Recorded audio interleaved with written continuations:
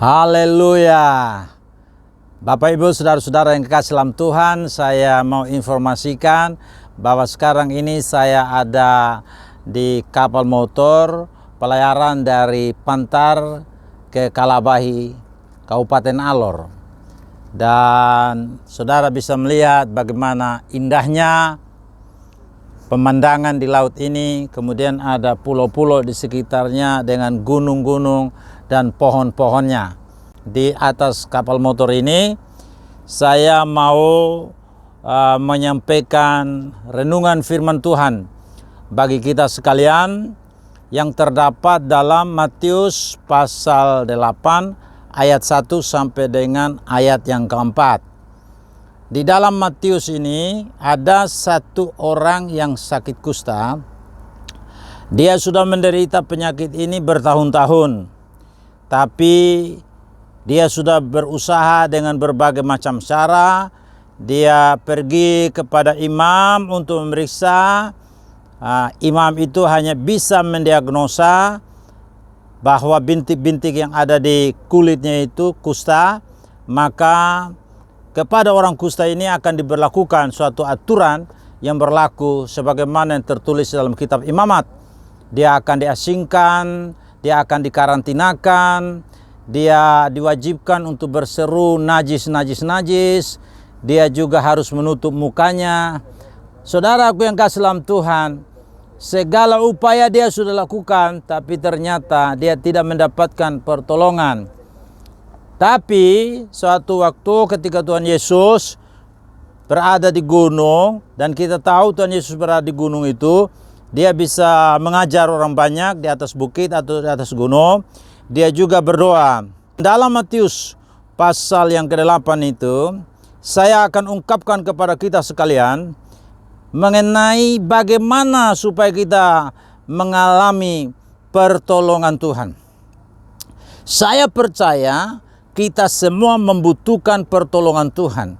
Tapi bagaimana pertolongan Tuhan itu kita bisa alami? Ada beberapa hal yang saya ingin bagikan. Yang pertama, datang kepada Yesus Kristus. Saudaraku yang kasih dalam Tuhan, orang ini ketika dia datang kepada Tuhan Yesus, dia tidak hanya datang begitu saja, tapi Alkitab berkata dia sujud menyembah, kemudian dia ikuti dengan suatu permohonan, atau dapat kita katakan dia berdoa. Jikalau Tuhan mau, Tuhan itu mentahirkan dia dari kustanya.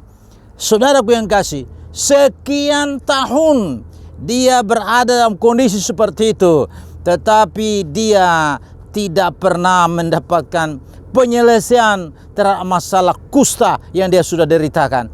Tetapi ketika dia datang kepada Yesus dengan penuh kerendahan hati dan dia sampaikan permohonannya, maka firman Tuhan berkata, "Aku mau jadilah engkau tahir." Dan seketika itu juga penyakit kusta orang itu hilang dari tubuhnya dan dia mengalami pentahiran.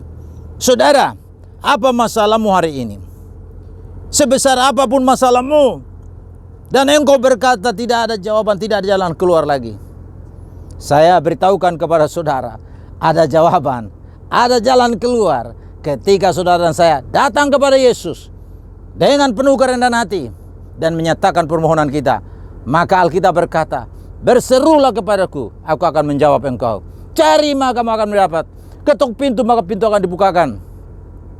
Dan saudaraku yang kasih, kita disuruh meminta maka akan diberikan kepada kita. Inilah jaminan dari Tuhan. Jadi kalau saudara dan saya ada dalam persoalan-persoalan dalam hidup ini, jangan lari ke dukun, jangan lari ke paranormal. Datang kepada Yesus yang mengatakan, "Marilah kepadaku semua yang letih lesu dan berbeban berat, aku akan memberikan kelegaan kepadamu."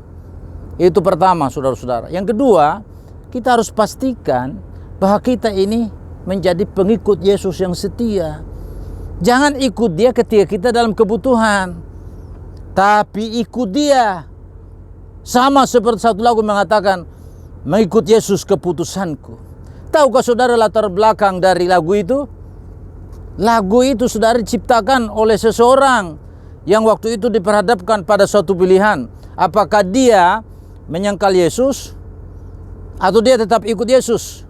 Kalau dia ikut Yesus, maka istri anaknya akan dipotong, dibunuh di depan dia. Dan setelah itu dia akan dibunuh. Tapi saudaraku yang kasih dalam Tuhan, dia memutuskan untuk tetap ikut Yesus. Mengikut Yesus keputusanku, mengikut Yesus keputusanku, mengikut Yesus keputusanku. Ku tak ingkar, anaknya dibunuh. Dia nyanyi lagi, istrinya dibunuh. Dan akhirnya dia juga dibunuh. Tetap dia ikut Yesus. Walaupun demi mengikut Yesus, dia harus bayar dengan nyawanya sendiri. Saudara menjadi orang Kristen yang disebut pengikut Yesus, Kristianos dalam terjemahan bahasa Yunaninya. Pengikut Yesus itu bukan sekedar kita ikut-ikutan, tapi menjadi pengikut Yesus itu harus kita buktikan dengan kesungguhan kita, termasuk ketika kita dihina, diolok, disindir, tetap kita ikut Yesus. Haleluya. Yang berikut saudaraku yang kasih dalam Tuhan, dalam bagian firman Tuhan itu, ketika kita mendapatkan pertolongan Tuhan, maka jangan sampai lupa ada dua hal yang dikatakan di situ. Pergi kepada imam. Kenapa pergi kepada imam? Karena imam yang memeriksa dan menyatakan dia kusta. Maka sekarang setelah dia ditahirkan oleh Tuhan Yesus Kristus, maka pembuktian bahwa dia sudah sembuh, dia pergi pada imam. Apa itu artinya bagi kita? Artinya harus bersaksi, harus memberitakan Injil, harus memberitakan kabar baik. Karena itu firman Tuhan berkata, pergi jadikan semua bangsa muridku, baptis mereka dalam nama Bapa, Anak dan Roh Kudus, dan ketahuilah aku menyertai kamu sampai kepada kesudahan alam, sampai kepada akhir zaman. Dan dalam Injil Markus dikatakan di situ, beritakanlah Injil itu kepada segala makhluk. Tanda-tanda ini akan menyertai orang percaya, mengusir setan-setan demi nama Yesus. Berbicara bahasa-bahasa yang baru, bukan maki-maki, bukan kutuk, tapi bahasa yang baru. Memegang ular, minum racun maut, tapi tidak mendatangkan celaka. Tumpang tangan atas orang sakit itu akan sembuh. Dan setelah mereka mendengar apa yang disebut sebagai amanat agung ini, mereka pergi ke segala penjuru. Lalu mereka memberitakan Injil. Tuhan meneguhkan pemberitaan mereka dengan tanda-tanda yang menyertai.